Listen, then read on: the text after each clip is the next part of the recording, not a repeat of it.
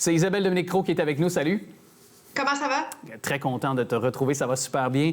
Là, tu veux nous inviter à prendre une réflexion, à savoir comment mieux s'alimenter, surtout quand on veut peut-être s'entraîner là, sur l'heure du lunch. Comprendre un peu aussi les étapes pour nous y mener, pour que ce soit efficient, parce que parfois, on a peu de temps pour le faire aussi. Oui, puis je te dirais qu'en fait, j'aimerais avoir une conversation autour de l'idée de remettre à son horaire un entraînement sur l'heure du midi, parce que c'est l'excuse numéro un, c'est souvent on manque de temps, alors qu'on sait que tout le monde a 24 heures et que finalement, c'est une question de gestion du temps et que finalement, de toute façon, on est au boulot à peu près à ces heures-là, qu'on soit en télétravail ou en vrai, en personne. Et maintenant que tranquillement, mais sûrement, les gens recommencent à travailler un peu plus dans les bureaux, pas tout le monde.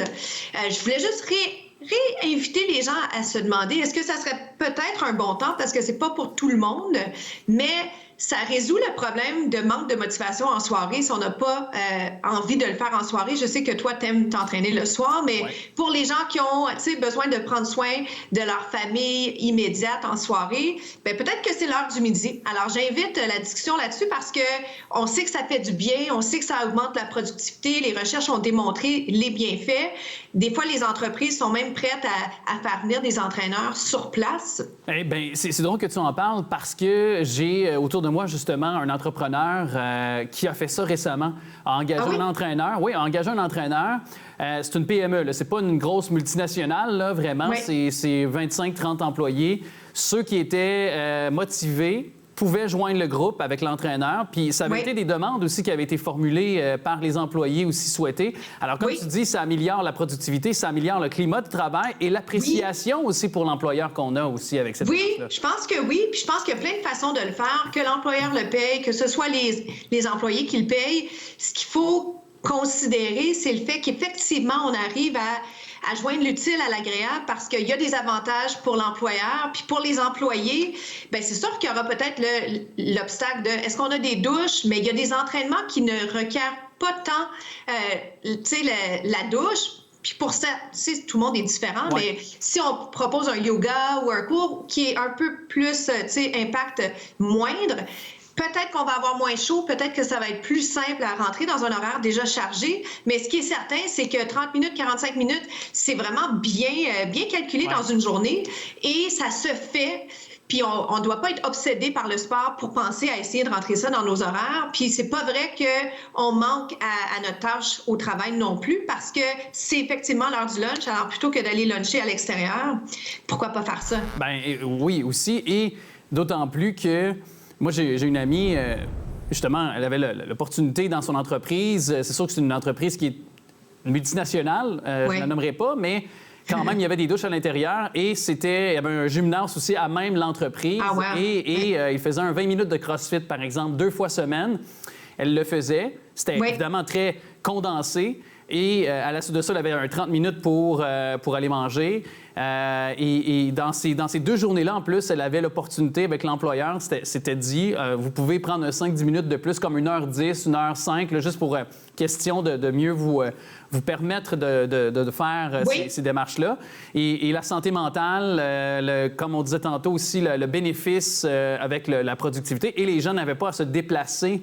Des fois, la perte de temps, c'était au sein même de l'entreprise. C'est vrai. Aussi. Effectivement, tu parles de temps de gagner. Puis, tu sais, je parle de l'heure du midi parce que moi, personnellement, on le sait, je préfère m'entraîner le matin et tu sais, jusqu'à midi pour les gens qui ont à repartir dans le trafic. Mais 4h15, 4h30 aussi, en fin de journée, avant ou peut-être pour éviter un peu le trafic, ça se fait bien. Fait que c'est juste de ramener ça sur la table parce que pendant 2 ans, puis j'en ai beaucoup fait des contrats corpos, on n'en a pas fait parce que les gens n'étaient pas sur les lieux de travail. Alors, je pense que ça vaut la peine de repenser à comment on pourrait faire ça. Est-ce que c'est intéressant? Puis les gens qui ne sont pas au bureau peuvent le faire en télétravail via toutes les plateformes qu'on connaît.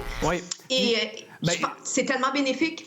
Puis, excuse-moi de t'interrompre, mais je m'en allais dire, est-ce qu'il y a aussi y aller avec un entraîneur motivateur aussi, dans le sens que oui, un entraîneur qui va être complet, qui va être capable d'entraîner sur le plan physique, mais qui va aussi, dans un autre moment, aussi être capable de aussi motiver les troupes avec une démarche aussi psychologique également. Ça peut être intéressant aussi. Oui, ça peut être intéressant.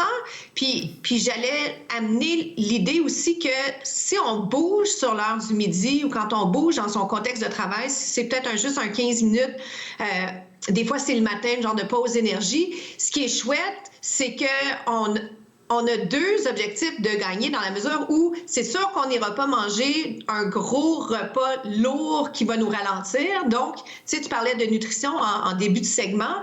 Bien, non seulement j'ai bougé, donc j'ai brûlé des calories, puis on parle, c'est pas juste pour ça, mais en plus, il y a des bonnes chances que j'ai un repas relativement santé qui m'attende et que j'irai pas vers l'extrême de je m'en vais, tu sais, manger du fast-food. Donc, c'est gagnant-gagnant. Puis si, en plus, on peut avoir un conférencier ou quelqu'un qui vient sporadiquement nous parler de santé bien-être, tu sais, réduire l'anxiété, mieux gérer son stress. Puis les entreprises le font, tu sais, de plus en plus. Mais on est un peu dans un ère nouveau où il faut recommencer à vivre, tu sais, avec la COVID, avec les conditions qui changent tranquillement. Et pourquoi pas le proposer aux autres collègues? Parce que si tout le monde bouge en même temps, il n'y a personne qui va être comme, bon, elle est encore allée s'entraîner. Ben oui, tu sais, elle est allée s'entraîner, il n'y a rien là. Elle est allée s'entraîner, puis si tu le fais avec elle, tu vas trouver ça aussi plaisant ou avec lui, et tu n'auras pas l'impression qu'elle est en train de ne pas faire ses heures de travail, parce que c'est un peu ça aussi, c'est le regard des autres. Faut avoir l'appui de l'employeur, puis il faut que les collègues soient compréhensifs, parce que, OK, je vais être à côté de mon téléphone peut-être, je vais répondre, mais je prends soin de ma santé, puis je prends soin de répandre de l'énergie positive. Exact. Et pour emprunter un mot à la mode, parce qu'on est dans les derniers moments de cette entrevue, de cette chronique. Évidemment, probablement que le moment PS tendresse à la maison à la suite de ça sera encore plus fun.